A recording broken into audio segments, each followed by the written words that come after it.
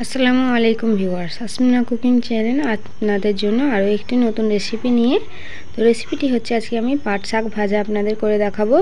পাট শাক সিদ্ধ করা ছাড়াই কিভাবে সুন্দর ঝরঝরে ভাজা হয়। তো আমি এখানে দেখতেই পাচ্ছেন এক আটি পাট শাক নিয়ে নিয়েছি। এবারে পাট শাকগুলো ভালো করে বেছে নিয়েছি, শুধু পাতাগুলো নিয়েছি দেখতেই পাচ্ছেন, কোনো ডালপালা নিয়ে এইখানে পাতাগুলো এভাবে বেছে নেবেন।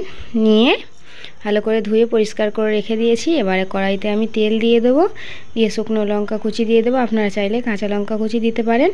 দিয়ে ভালো করে লঙ্কাটা লাল করে নেওয়ার পর আমি এখানে পেঁয়াজ কুচির বদলে রসুন হালকা থেতো করে নিয়ে দেব, যাতে শাক ভাজাটা খেতে আরও দারুণ লাগে। তো দেখুন রসুনগুলো এভাবে লাল লাল করে ভাজা হয়ে গেলে আমার শাকগুলো বাছা দিয়ে দেবো। তো ভিডিওটি স্কিপ না করে পুরোপুরি দেখে যাবেন, তাহলেই বুঝতে পারবেন এই শাক ভাজাটা খেতে কত ভালো লাগে গরম ভাতের সঙ্গে, এবং ভাজাটা করতে কত সুন্দর লাগে।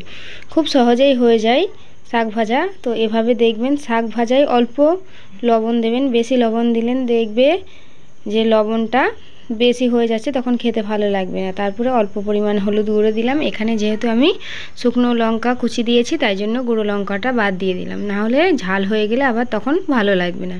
তো এভাবে নেড়ে চেড়ে আমি যে জলটুকু বের হয়েছে জলটুকু শুকিয়ে নেব। নিয়ে হালকা আঁচে ভালো করে 5 থেকে 6 মিনিট সিদ্ধ করলেই আমার শাক ভাজা তৈরি। তো দেখুন বন্ধুরা, শাক ভাজাটা একদম পারফেক্টভাবে ঝরঝরে হয়েছে, দেখেই বুঝতে পারছেন।